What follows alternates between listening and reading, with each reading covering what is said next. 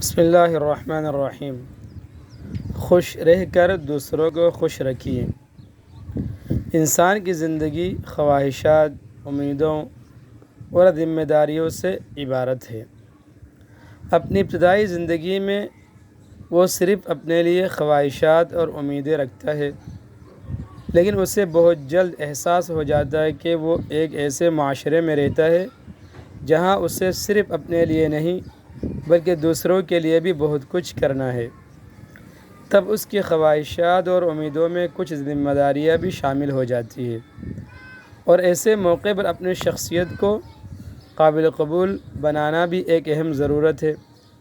ایسا کرتے ہوئے جہاں چند نادانستہ اور فطری اور ذہنی عوامل شخصیت پر اثر انداز ہوتے ہیں، وہاں خود انسان بھی لوگوں میں اپنی ذات کو تبدیل کرنے لگتا ہے۔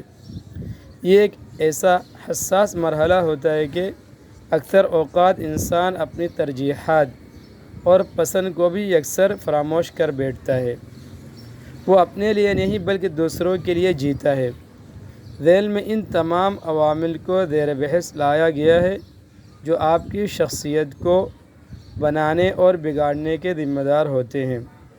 اب یہ انسان پر منحصر ہے کہ وہ اپنے لیے کس راستے کا انتخاب کرتا ہے۔ اندرونی احساسات کو چھپانا سیکھیے۔ بعض ناخوشگوار سچائیاں، تلخ حقیقتوں اور واقعات سے ہم کچھ نہ کچھ سیکھتے رہتے ہیں۔ چہرے کے تاثرات اور جسمانی حرکات و سکنات کے ذریعے اپنے اندرونی احساس و جذبات کو ظاہر نہ کرنا بھی سیکھ لیتے ہیں۔ ہماری شخصیت کا یہ بناوٹی نقاب کئی لحاظ سے ہمارے لیے سودمند، فائدہ مند ثابت ہوتا ہے۔ ذرا تصور تو کریں کہ اگر ہمارا چہرہ کسی آئینے کی طرح ہمارے اندرونی خیالات و احساسات کی عکاسی کرنے لگے تو زندگی کیسی ہو جائے گی۔ ہو سکتا ہے کہ ہم میں سے اکثر اپنی ملازمت سے ہاتھ دھو بیٹھے، اور یہ بھی ہو سکتا ہے کہ ازدواجی زندگی بھی متاثر اور انتشار کا شکار ہو جائے۔ کوئی دوست ہو اور نہ کوئی رشتہ دار، کیونکہ اپنے چہرے سے جھلکنے والے سچے تاثرات کے جرم میں ہم سب کو اپنا دشمن بنا چکے ہوں گے۔ لہذا آپ اس بات کے لیے پریشان نہ ہو کہ آپ کی شخصیت میں منافقت یا دوغلے پن کا عنصر کیوں موجود ہے، یا آپ تضاد سے سمجھوتہ کر رہے ہیں۔ آپ اسے مصلحت کا نام بھی دے سکتے ہیں، ایک ایسی مصلحت جو سماجی تعلقات کو بہتر بنانے کے لیے نہایت ضروری ہے۔ معاشرتی دباؤ سے مزاج کو ہم آہنگ بنائیے۔ ہم معاشرے میں مختلف لوگوں کے ساتھ کس طرح پیش آئیں، اس کا دار و مدار ہماری ذہانت اور معاشی حالت پر ہے۔ معاشرے کے مزاج کے مطابق ہم کس طرح اپنے جذبات کا اظہار کریں، یہ چیز رویوں کے بننے میں اہم رول ادا کرتی ہے۔ لوگ چاہتے ہیں کہ ہم ان کی پسند و ناپسند کے مطابق اپنے شخصیت کو بنائیں، قطع نظر اس سے کہ ہمارے کیا احساسات ہیں اور فطرتاً ہمیں کیا بات اچھی لگتی ہے اور کیا بری۔ وہ مسلسل اپنی منوانے پر تلے رہتے ہیں۔ جو شخص اپنے آپ کو ان سے ہم آہنگ کرنے میں کامیاب ہو جاتا ہے، وہ اپنی زندگی کو کامیاب و کامران بنا دیتا ہے، اور جو اس سے بغاوت کرتا ہے اس نے گویا خود کو لوگوں کی نظر میں برا بنا دیا۔ لیکن اس کا مطلب یہ بھی نہیں کہ آپ مکمل طور پر اپنی شخصیت کو فراموش کر دیں، تلخ باتوں کو بھول جائیں۔ ذرا غور کریں، زندگی کے چھوٹے چھوٹے سانحات یا واقعات کو اگر ہم یاد رکھیں تو زندگی کتنی تکلیف دہ ہو جائے گی۔ کسی نے کیا خوب کہا ہے کہ اگر آپ اپنے تعلقات کو خوشگوار اور دیرپا بنانا چاہتے ہیں تو ضروری ہے کہ آپ کی یادداشت محدود ہو۔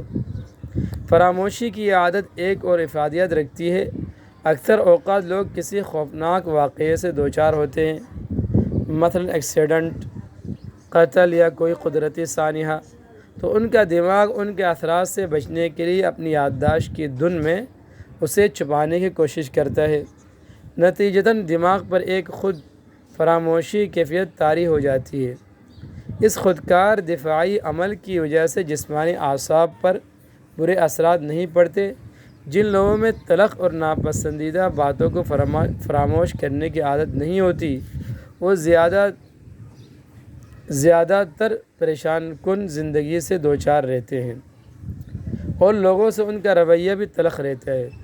لہذا آپ کی کوشش ہونی چاہیے کہ جو باتیں آپ کی تکلیف کا باعث بنے انہیں جہاں تک ہو سکے ذہن سے نکال دو۔ لوگوں کے جذبات کی قدر کریں۔ آپ کا لوگوں کے ساتھ جذباتی رویہ کیسا ہوتا ہے، یہ چیز معاشرے میں خود کو ہر دل عزیز بنانے کے لیے بہت ضروری ہے۔ بہت سے افراد ذہانت اور قابلیت کے مالک ہوتے ہیں، لیکن وہ لوگوں کے جذبات کی قدر نہیں کر پاتے۔ انہیں صرف اس بات کی پرواہ ہوتی کہ لوگ ان کی شخصیت کو سمجھنے کی کوشش کریں، اور یہی چیز انہیں معاشرتی طور پر نقصان پہنچاتی ہے۔ جبکہ اکثر لوگ ذہنی طور پر اتنے قابل نہیں ہوتے، لیکن چونکہ وہ دوسروں کے جذبات کا پورا خیال رکھتے ہیں، وہ سمجھدار افراد سے بھی زیادہ ذہین نظر آتے ہیں۔ آپ بیجا اور نام نہاد انا پسندی کا شکار نہ ہو، اور نہ آپ کے کسی عمل سے لوگوں کے جذبات کو ٹھیس پہنچے۔ چاپلوسانہ روش سے گریز کیجیے۔ معاشرے میں دولت اور ظاہری خوبصورتی کی بنیاد پر انسان کو اہمیت دی جاتی ہے، اور اسی بنیاد پر دوسرے کے جذبات کا خیال رکھتے ہیں، یہاں تک کہ ان کی شخصیت مکمل طور پر تصنع اور بناوٹ بن کر رہ جاتی ہے۔ ان کے دل میں کچھ ہوتا ہے اور زبان پر کچھ۔ انہیں خود اپنی شخصیت پر یقین نہیں ہوتا کہ وہ کیا ہے اور ان کی حقیقی قدر و قیمت کیا ہے۔ یہ ایک ایسی نفسیاتی بیماری ہے جس میں انسان کی انا اندر ہی اندر گھٹ کر رہ جاتی ہے۔ اکثر فلم اسٹار اس کے شکار ہوتے ہیں۔ ہم میں سے بھی ہر ایک شخص اپنی زندگی میں کبھی نہ کبھی اس کیفیت سے ضرور دوچار ہوتا ہے۔ اگر کوئی شخص یہ دعویٰ کرتا ہے کہ وہ کبھی اس مرض میں مبتلا نہیں ہوتا تو وہ غلط بیانی سے کام لے رہا ہے۔ یہ انسان پر منحصر کرتا ہے کہ اس بناوٹی ماحول سے نکلنے کی کس قدر صلاحیت رکھتا ہے، اور یہ حوصلہ مندانہ قدم جتنی جلدی اٹھایا جائے گا، ایک متوازن اور اچھا انسان بننے کے لیے اتنا ہی بہتر ہوگا۔ نظریات میں لچک پیدا کیجیے۔ ہم اپنی زندگی میں بعض مواقع پر ایسی باتیں کہتے ہیں کہ جس سے ہمارے خیالات و احساسات کی ترجمانی نہیں ہوتی، اور اس کی کئی وجوہات ہو سکتی ہے۔ ہو سکتا ہے کہ ہم مروتاً دوسروں کو ناراض کرنا نہیں چاہتے ہوں، یا پھر دوسرے کی دل سے تعریف کرنے کے خواہشمند نہ ہوں، لیکن اخلاقاً کرنا پڑتی ہے۔ اسی طرح بعض اوقات اپنی ذات کے لیے بھی اپنی حقیقی احساسات کو چھپانے کی ضرورت پڑتی ہے۔ وجہ کچھ بھی ہو، سچ تو یہ کہ ہم اپنی زندگی کا زیادہ حصہ آدھے سچ اور آدھے جھوٹ کے سہارے بسر کرتے ہیں۔ ایک شخص کتنا ہی انا پرست یا خوددار ہونے کا دعویٰ کیوں نہ کرتا ہو، وہ ساری زندگی اپنی انا کے حصار میں نہیں جی سکتا۔ کہیں نہ کہیں اسے لازمی طور پر خود کو دوسروں کی خاطر تھوڑا سا منکسر المزاج اور لچکدار بننا پڑتا ہے، اور اکثر اوقات نہ چاہتے ہوئے بھی دوسروں کے جذبات کا خیال رکھنا پڑتا ہے۔ کچھ منتخب اشعار۔